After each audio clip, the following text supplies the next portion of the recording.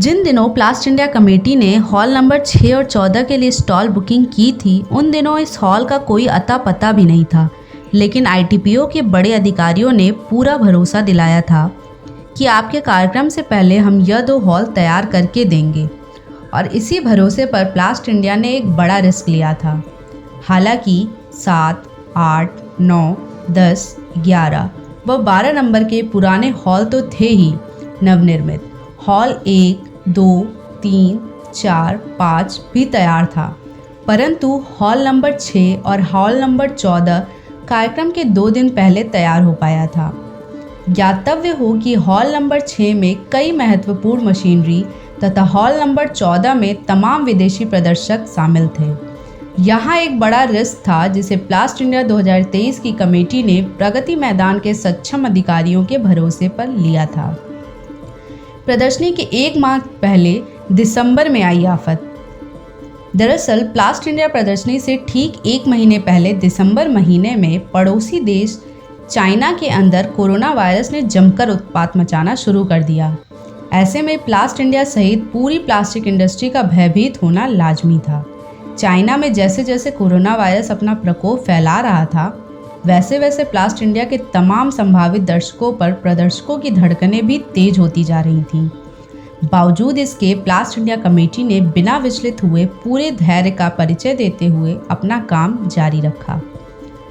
ठिठुरती सर्दी में भी कमेटी ने की जी तोड़ मेहनत।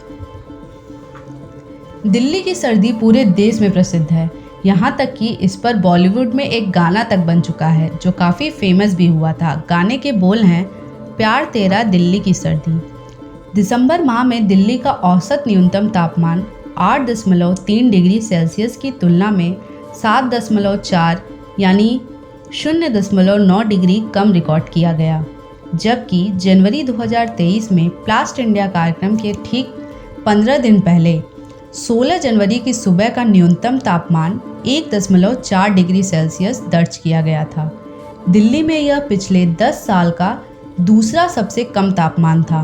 बताते चलें कि जनवरी 2023 में लगातार 9 दिन तक शीतलहर चली, जो एक तरह का रिकॉर्ड है।